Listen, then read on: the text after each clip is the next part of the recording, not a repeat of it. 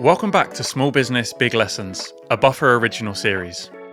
My name is Ash Reed, Head of Content at Buffer, and throughout this series, we're going on a journey to understand how great work happens. We're telling stories of unique businesses and meeting the incredible people behind them, examining how they're doing things differently and what we can learn from their journeys. In recent years, sustainability has become a buzzword. It's almost inescapable, and for good reason. Using greener materials and manufacturing processes, as well as changing consumer behaviour, are vital steps to tackling the climate crisis.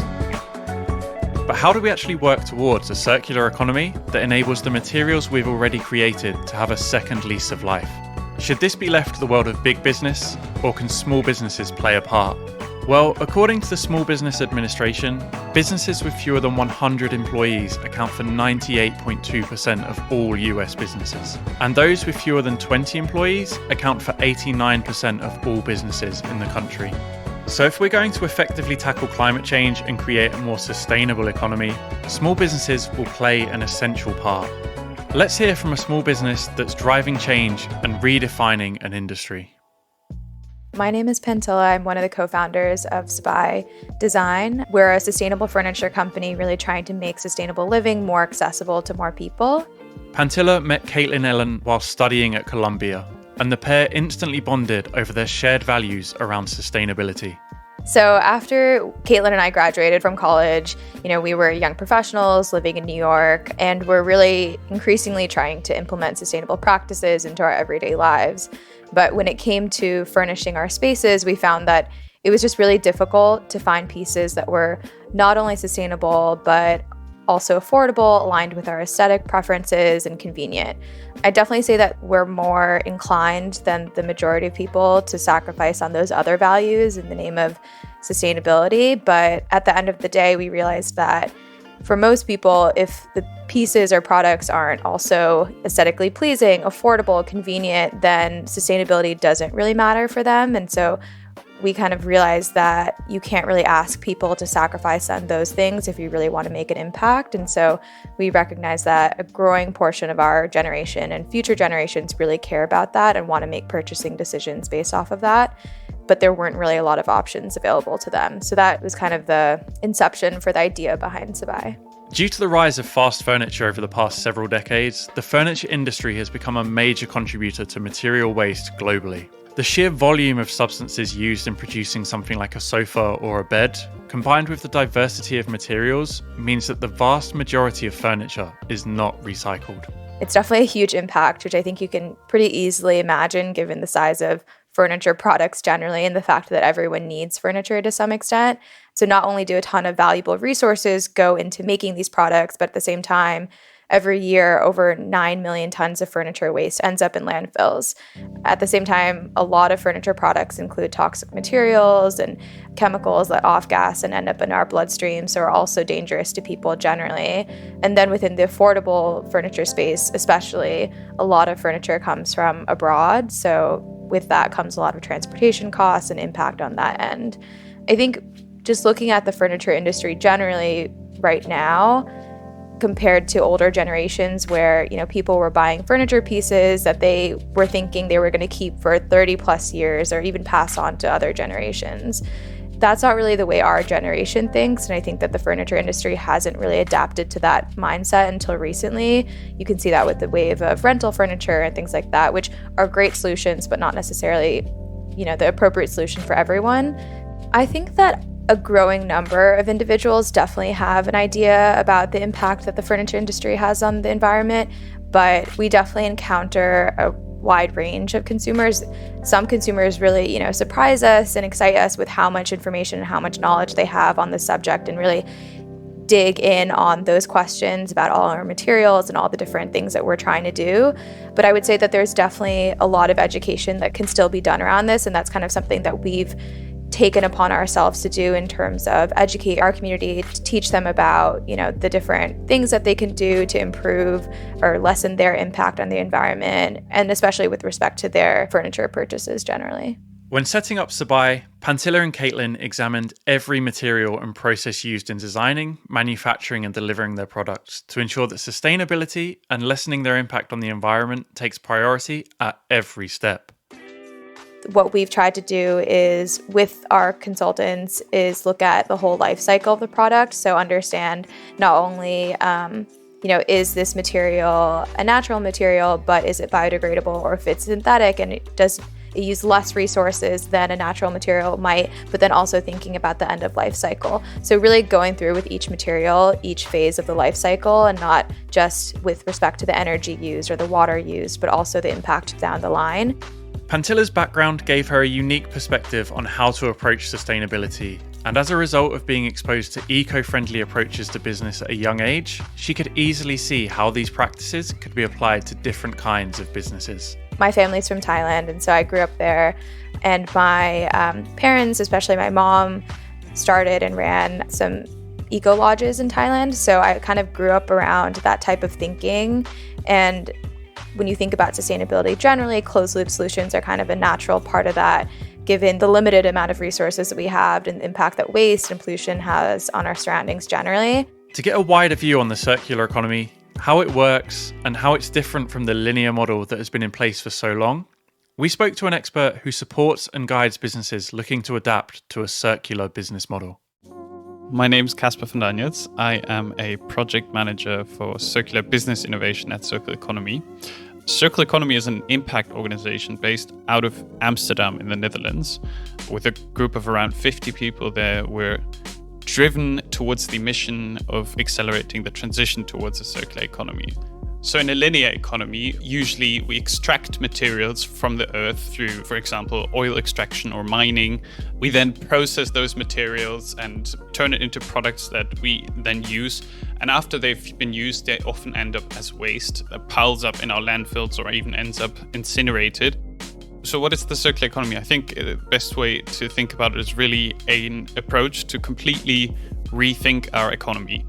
At the core of it is the notion of replacing the end of life or the concept of waste, and we replace it with a range of strategies aimed at reducing material use and keeping what we already have in use for as long as possible. So that includes reusing products, recycling and recovering materials in production and distribution and consumption processes. And why do we do this? So that's important to mention as well. The circular economy is really thought of as a means to achieve sustainable development, so aimed towards solving some of our core environmental challenges, such as climate change, biodiversity loss, and pollution of air, soil, and water. If you think about it in practice, take for instance a furniture product, so let's say a desk or a chair. In a linear economy, that would just be made from materials such as wood or steel or other metals that will be extracted from our earth or also from forests, that will then be processed and ultimately manufactured into our desk or our chair. Those usually end up as waste. Parts of it will be recycled. We've gotten quite good at recycling metals, for instance, but a lot of the wood probably will end up incinerated, and therefore the material is lost. If you think about it in a circular economy, so first of all, the point would be, can we produce all of this from secondary materials that are already in the economy? Or if we look at wood, how can we source wood that is really responsibly and sustainably grown? And then once we go to the next stage, we think about how can this desk be designed to last as long as possible, to be repairable, and ultimately, once it still reaches the end of life, that we can disassemble it into its different components. In terms of how we think about our products and how we're trying to set our products up to be circular, sustainability really comes into each and every part of that process. So it goes into the materials, making sure that our materials are either natural, non-toxic, biodegradable, or recyclable or recycled. So that's part one of that. And then I think second of all, with respect to the manufacturing, we work with a family-owned, minority-owned manufacturer based in High Point, North Carolina. So making sure that we have an ethical and domestic supply chain there and are shipping straight out of there and limiting the amount of transportation that's involved. We've also designed our products as thoughtfully as possible in terms of, first of all, our products arrive in pieces and are then assembled by customers. And so that not only offers advantages in terms of convenience and cost with respect to shipping, but also thinking about the waste that those products could potentially generate. And so making sure that if, a leg gets chewed up or a specific part of our products gets damaged, that those parts can be replaced rather than having to replace an entire piece. And so setting our products up to be amenable to that type of reviving. Clearly, Sabai's approach to sustainability doesn't end when the products leave the factory.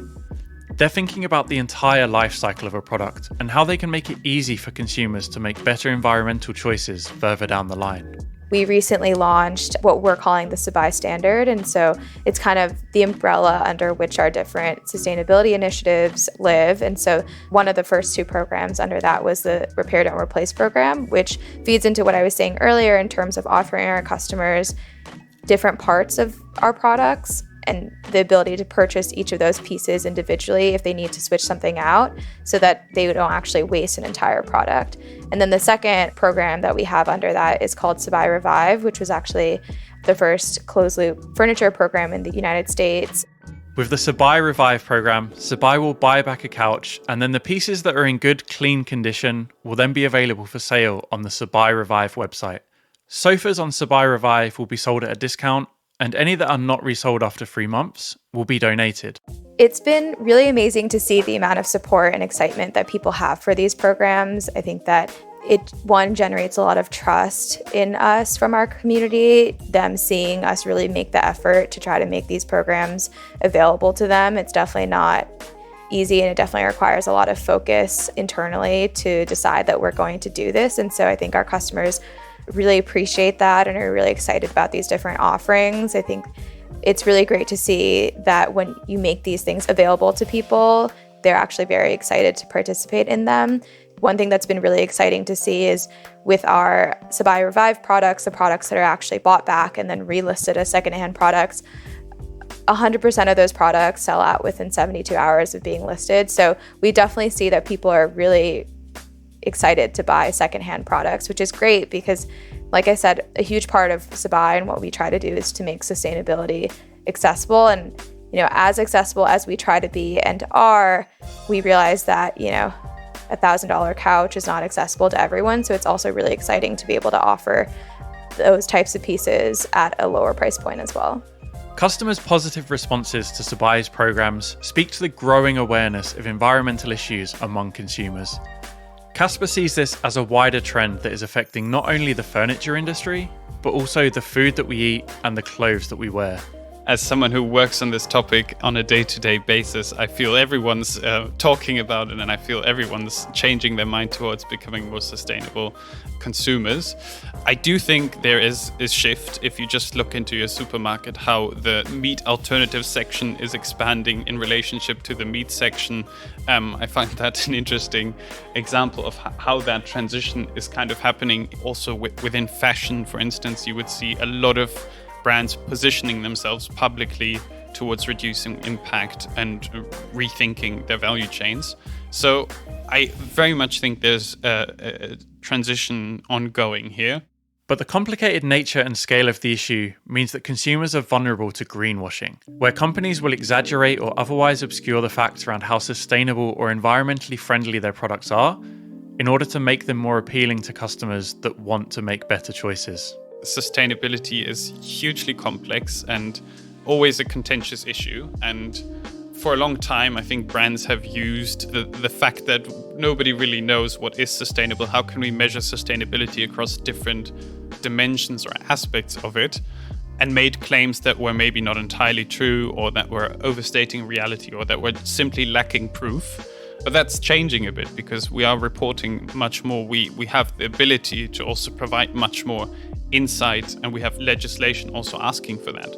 Also, consumers, I think, researching this stuff much more, and even if it's not every consumer that does, there's a threat for every brand engaging in greenwashing that will be uncovered by some activist group or so, and that will result in some kind of backlash.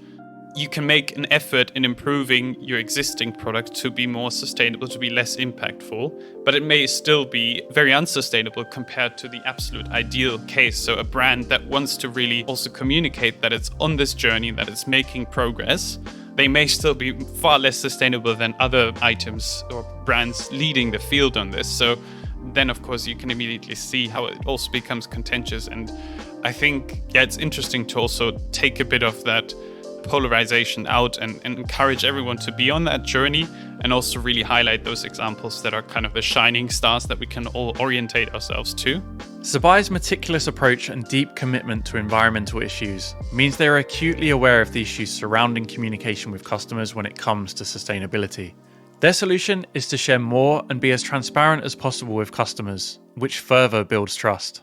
The term sustainability is something that we honestly wrestle with in terms of using it to apply to so many different things that we do, and seeing so many people use that term with respect to things that they do that are so different from what we do. Purchasing one thing and planting a tree in response to that is sustainable in some respect, but there's so much more to be done, and there's so many other ways that you can be sustainable and limit the impact of your products. I touched on the different, all the different areas in which we try to be sustainable, and so we could do one of those things and say that our products are sustainable. And I think we're also trying to come up with the language to describe how comprehensively sustainable we're trying to be. We've definitely tried to educate our consumers as much as possible with respect to all the different areas of sustainability, and make sure that they understand the different areas that they can look into with respect to not just their furniture products, but all products generally, bringing our customers along that journey. I think people really appreciate that, and it garners a lot of trust in our consumers. The amount of transparency that we have with our customers definitely generates a lot of trust, because they understand that we are doing things that are new, that don't necessarily have a roadmap for them, and that we're trying things to improve the impact of our products. And so that generates so much goodwill within our community and gives us a lot of space to be honest with them about the things that we're trying and the things that we're trying to improve or do more. And people have been super receptive to that, which I think has been really great to see. Sabai's great customer communication goes both ways.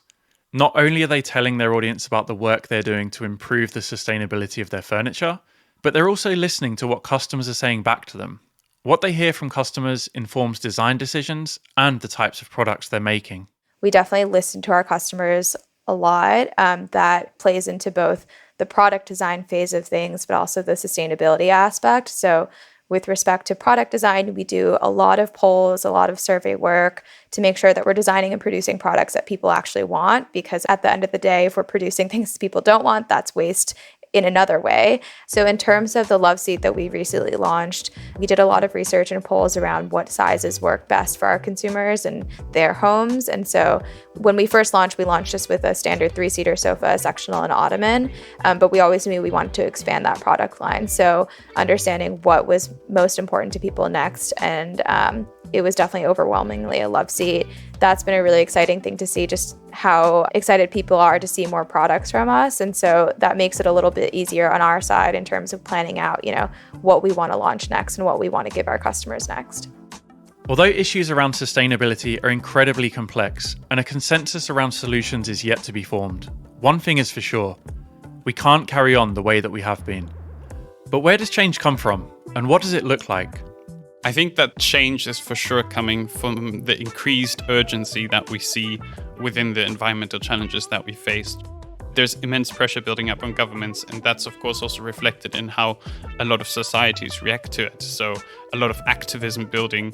And from this pressure, we can then also see that translates immediately to those industries that are most responsible for these environmental challenges, scrambling for solutions. And then the concept of a circular economy is a really powerful one, because it doesn't just say we need to stop everything we do and just reduce everything that we do, avoid any impact. We just need to rethink how we do it. And then there might be a way to actually still create value, or even grow the value that is created, but at a much lower material impact that also then translates to much lower environmental impacts. Phantila recognises that small businesses have a unique role to play in changing the way business is done, and can act as role models to show that change is possible. I think that small businesses definitely have a huge opportunity there to leverage their communities, because I think small businesses have a lot of community support and trust there, and to really leverage that to understand their needs. It's also sometimes not easier, but small businesses are more set up to operate within communities and localize that type of circular economy. So I think that's a huge opportunity that small businesses can take advantage of. And I think that once consumers see that, even small businesses are able to focus on this and make this a priority, it just becomes more clear that they can demand that from other companies. First of all, I'd really want to extend a warm and huge invitation to all small businesses, because they are the core, the engine of our economy. So really, definitely small businesses are at the core of this transition. And I think also for small businesses, it's incredibly important to recognize the opportunity in this.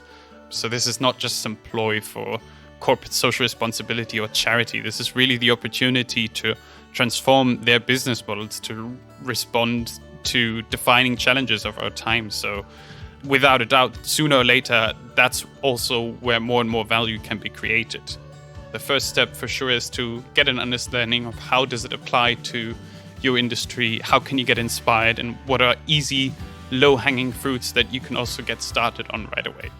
And I think to then think about it a bit more systematically or holistically, it's really interesting also for small businesses to try to, as much as possible, get your numbers right on this. So really see what type of data is already available, what can you get your hands on in terms of understanding better what are the material and energy flows within your value chain that you can exert influence on, or that you actually even have under your own control. And then start tracking how are you potentially reducing your footprint by applying these principles, or shifting to sustainably sourced renewable materials, and applying different strategies of repairing new business models. And I think trying to then track that also in the numbers will make it quite clear how you're progressing in this. I think it's also important to recognize that no small business is alone, that this is a transition of value chains. So also really reaching out to your suppliers, to your customers, and engaging them in this transition, making sure that you're not doing this by yourself, and also then asking for the support where it's needed. We are definitely trying to encourage other companies within their industry to take a more holistic approach and holistic responsibility for the impact of their products. And not everyone's going to be perfect, but I think that our approach and what we've tried to do is be as transparent as possible. And hopefully that understanding that consumers expect a lot from us, but at the same time understand that we're all learning and we're all doing our best. And so I think we're trying to encourage companies to not be scared to be transparent and to try, because I think that's all people are really asking for, is for companies to care and to try. And so that's really what we're trying to encourage people to do. It's time for change. It's time to recognise that sustainability is an essential business practice, and it's time for businesses of all sizes to step up and start taking the lead. Sustainability is becoming a standard in business and something consumers are beginning to expect. And by taking steps, no matter how big or small, towards becoming a more sustainable business, you can help your business grow and encourage a safer home and future for us all.